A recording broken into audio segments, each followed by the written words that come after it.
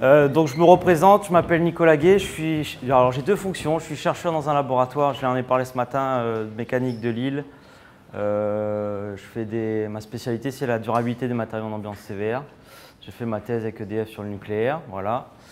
Et puis à côté de ça, j'ai eu la chance en 2020 de monter une start-up, de créer une start-up Deep Tech, labellisée JUI et French Tech, dans le but de créer un monde meilleur par l'utilisation de nouvelles technologies innovantes basées sur la fabrication additive. Est-ce que ça vous parle déjà? Juste par simple lever de main, fabrication additive, il y en a qui savent? Il n'y a pas grand monde. L'impression 3D, ça marche mieux comme ça? Un peu plus, ouais. Bon. Donc ça, c'est la première partie qu'on a fait. Et la deuxième, c'est qu'évidemment, le gros problème qu'on a aujourd'hui, c'est que les industriels ne le voient pas toujours comme ça, c'est que les procédés vont toujours et uniquement avec les matériaux. Un procédé et les matériaux, c'est intimement lié. Donc on a développé ça dans le but, encore une fois, de produire un monde plus durable. Et vous allez le voir dans ma présentation. Donc, je vais juste rapidement vous parler de la startup 4D Pioneers. Donc là, globalement, c'est une startup qui a été créée en mars 2020. On est une quinzaine de personnes, une grosse partie R&D. On a 5 brevets, dont 3 internationaux. Aujourd'hui, on a, vous allez le voir, plusieurs domaines de compétences, les matériaux, l'électronique, la mécanique, la température, et les process. Voilà. Donc on a fait ce qu'on appelle, alors je vais encore vous choquer, mais la fabrication hybride, qui n'est pas du tout l'additif ou l'impression 3D. En fait, c'est un mélange entre de la commande numérique, donc de l'usinage, pour ceux qui connaissent, et de l'impression 3D, donc de la mise en forme de matériaux plastiques, métal ou céramique. Voilà, je vais vous parler un peu des micro-usines 3D, des matériaux ultra fonctionnels qu'on a développés, parce qu'on est parti d'un peu de loin, et de tout ce qu'on peut en faire. Alors, j'ai eu la question tout à l'heure, je ne sais plus qui avait posé la question, quel est le lien avec les JBT? Honnêtement, là, pas grand-chose. Mais ça peut être un outil assez fort pour faire de la maquette, des outils dans la construction, ou plein d'autres choses, la limite étant votre imagination. Alors, je vais vous parler un peu de la 3D quand même, pour que vous ayez des notions d'enjeu. Il y a quand même un énorme avantage à utiliser de la fabrication additive, c'est qu'il y a moins de coûts de transport, moins de déchets, a priori moins d'émissions de CO2 sur vos process, c'est à démontrer mais intuitivement on le sent comme ça. Et puis il y a un énorme enjeu, c'est l'aéronautique aujourd'hui, c'est pour ça qu'on a déployé ça, c'est le gain de masse. Aujourd'hui il y a beaucoup d'enjeux de gain de masse dans les avions, c'est pour ça que la 3D a été largement déployée chez Safran, Airbus et compagnie, et Dassault d'ailleurs. Mais c'est un des critères primordiaux. Le deuxième, c'est évidemment la relocalisation. On est d'ailleurs en train de discuter avec Technopole pour essayer de faire quelque chose ici. C'est de produire au plus près du besoin en n'y stockant que de la matière première, qui est assez simple à faire en général, et une machine. On a une meilleure vision finalement sur la durabilité et on a aussi beaucoup de flexibilité sur les process, sur ce qu'on peut produire. Alors, ça permet de résoudre 5 gros enjeux industriels aujourd'hui. C'est la chaîne d'approvisionnement. En fait, on vient avec ces technologies de fabrication additive casser complètement la chaîne d'approvisionnement. On arrête d'importer de Chine, d'Amérique du Sud ou d'Asie, enfin d'Inde.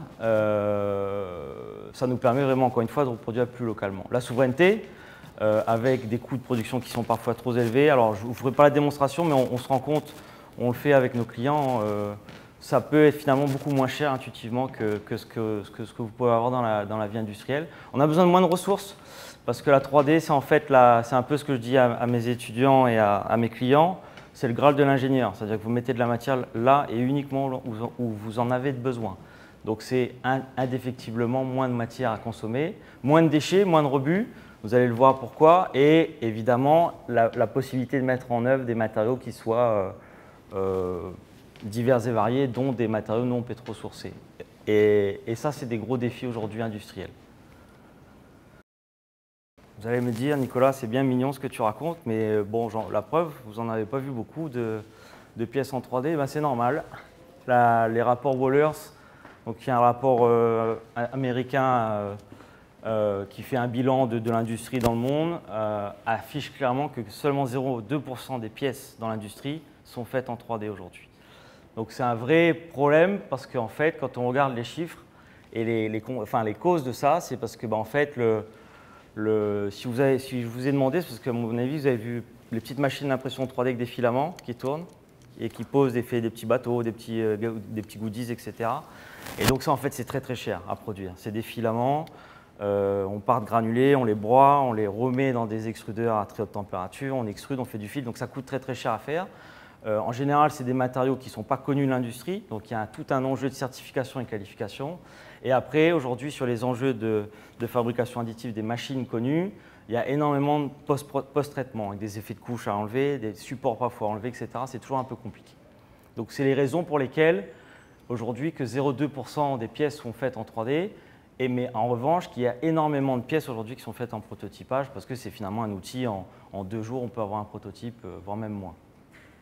Alors, chez 4D, donc, on a aujourd'hui développé 2 choses, donc des matériaux haute performance sur la base de sources biosourcées qu'on a rendus intumescents, donc résistants au feu. Vous allez le voir, les vidéos sont assez drôles. On a développé 2 machines, donc là, ici, la Ford Prime qui a été commercialisée en 2023, si je ne dis pas de bêtises, ouais, c'est ça. Et la Ford Shift, qui est une machine qui est encore en développement. C'est une énorme machine qui fait quasiment 800 kg. Prix l'innovation 2023 sur le salon 3D Print.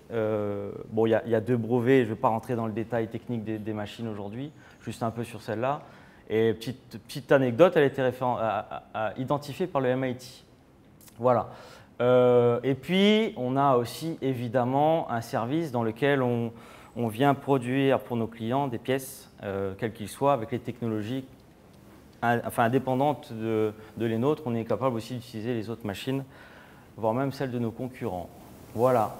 Alors, si je vous parle un peu de la machine, en fait, qu'est-ce qu'on a fait? C'est une machine qu'on a conçue de A à Z. On est parti d'une feuille blanche, on a conçu le carénage, enfin tout a été fait chez nous. En fait, ce qui fait l'inventivité de cette machine, c'est qu'on est capable de mettre plusieurs technos dans la même machine. Donc venir imprimer, changer d'outil, venir usiner, etc. Et l'idée, c'est vraiment d'avoir des pièces propres avec des états de surface très très bien maîtrisés et dont finalement l'opérationnalité est faisable pour l'industrie quelle qu'il soit. Donc voilà, bon, je vous passe les détails, mais on a nos matériaux propriétaires, mais on est aussi capable de travailler avec tous les grades d'injection plastique en France et dans le monde, avec les grades de Mitsubishi Chemical, Sabic, Arkema, enfin tous ceux qui font des polymères et autres. Voilà, on a conçu des têtes qui permettent de monter à 500 degrés, etc. Bon, je vous passe les détails, mais ce qu'il faut retenir, c'est que c'est une machine qui permet de changer d'outil, de faire des pièces vraiment très très propres. Voilà. Donc ça, c'est à peu près tous les matériaux qu'on est capable de faire. Le titane, l'inconel, alors pour ceux qui connaissent, c'est des matériaux assez techniques. Le PIC et le PEC, c'est un de nos matériaux de prédiction, parce qu'on est plutôt polymère. PIC et PEC, sans ça, vous ne pourrez pas faire d'avion, vous ne pourrez pas faire de 350 ou de 320. Voilà, donc c'est un très bon matériau. Et puis après, on est aussi capable de faire des cuivres et des inox assez standards. Alors là, c'est un exemple. On a fait le choix d'équiper assez rapidement les écoles d'ingénieurs et les centres techniques en France. Typiquement, là, c'est l'ENSAM de Paris. Voilà, on a équipé Saint-Exupéry, on a équipé une boîte qui fait du recyclage plastique. Donc voilà. Et en fait, juste pour vous donner un peu les usages et comment ça fonctionne, très rapidement, en fait, on a un fichier CAO. Alors, c'est un peu l'inconvénient, mais bon, maintenant, comme tout le monde, l'industrie 4.0 l'oblige, on est obligé de travailler avec des fichiers 3D. On a à peu près les cursus, les façons de faire assez simples. On discrétise, on fait des nuages de points et on fait un G-code qu'on appelle un G-code pour faire l'impression 3D. Et on combine ça avec des trajectoires d'usinage qui permet d'avoir des trajectoires d'outils de coupe pour avoir des états de surface bien précis sur les zones qui nous intéressent. Et nous, en fait, on a fait un petit software sous Python, pour ceux qui connaissent, qui permet d'hybrider les 2 codes. Et c'est en fait très simple à faire. On a nos techniciens qui apprennent à faire ça en moins de 2 heures. Voilà, maintenant je vais vous parler un peu de matériaux. Donc on a fait aussi le choix de développer des matériaux fonctionnels. Bon, je vous passe les détails sur pourquoi on en est arrivé là, mais en gros le ferroviaire a énormément de besoins de matériaux ferroviaires, de matériaux feu pour le RTGV. Donc on a fait le choix concurrencer les matériaux très techniques qui coûtent très cher par des matériaux qui ne sont pas du tout faits pour ça. Donc on partait déjà d'un mauvais point. Donc on s'est associé avec l'un des meilleurs en France et peut-être même dans le monde qui s'appelle Serge Bourbigo, qui était là qui est encore là d'ailleurs, il était au colloque cette semaine, donc il est spécialiste des matériaux feu et de l'intumescence des matériaux. Et donc on a fait ce qu'on appelle une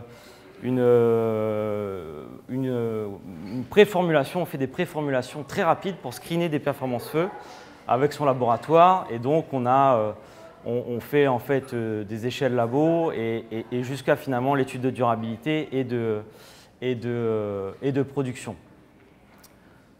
Alors ça c'est un petit exemple de pièce, vous voyez, on est capable de faire des géométries très particulières. Alors aujourd'hui c'est les matériaux qu'on a. Celui-là étant, alors le biosourcé là, c'est comme on charge évidemment des matériaux assez fortement. Le taux de biosourcé il est directement impacté. Donc on a du 26% pour un TPU, donc un thermoplastique uréthane. C'est un matériau qui est quand même assez souple, c'est comme un silicone. Du polyéthylène, donc c'est des matériaux qui sont très très connus dans l'industrie. Hein. C'est du PE, hein, c'est des polyolefines, et du polycarbonate pour plutôt des applications mécaniques. Là, c'est une poignée de train. Voilà, donc évidemment, tous ces matériaux répondent à des normes ferroviaires. Celle-ci est brevetée et celle-ci est brevetée aussi. Voilà, alors, qu'est-ce qu'on fait de tout ça? On fait beaucoup de choses. Déjà, nous, chez 4D, le service, on fait cinq choses. On fait du design, c'est-à-dire que vous avez bien compris que faire de la 3D, c'est plus concevoir et fabriquer comme avant. C'est des nouvelles techniques de conception. On parle même de generative design ou d'optimisation topologique. C'est des mots qui sont assez à la mode. Et on a quand même une plage de matériaux qui sont assez énormes. Donc, une plage de matériaux qui est assez énorme. Donc, on peut aller même conseiller nos clients sur ça. L'imprimabilité, donc on fait aussi des études d'imprimabilité, de formulation, et on fait des preuves de concept de nos matériaux. Alors là, typiquement, c'est des genres de choses que vous pouvez voir. Alors, vous avez là aussi, je ne vais pas tout vous expliquer. Si vous avez des questions à la fin, on en parlera. Vous avez des boutons poussoirs pour le TGV en inox. Vous avez des pièces qui sont des espèces de soufflets avec notre TPU à nous. Des très très petites pièces. Vous voyez, c'est minuscule, c'est un petit bateau là que vous voyez, c'est pour le spatial. On fait même du catalyseur, des pièces de catalyseur pour faire du biométhane. Parce que la 3D, si vous avez des questions, je vous en parlerai, mais la 3D permet de faire des formes très très complexes aussi. Et on s'est même amusé à faire des drones, des hélices de drones pour l'ONERA. Donc il y a, encore une fois, la seule limite que vous avez, c'est votre imagination.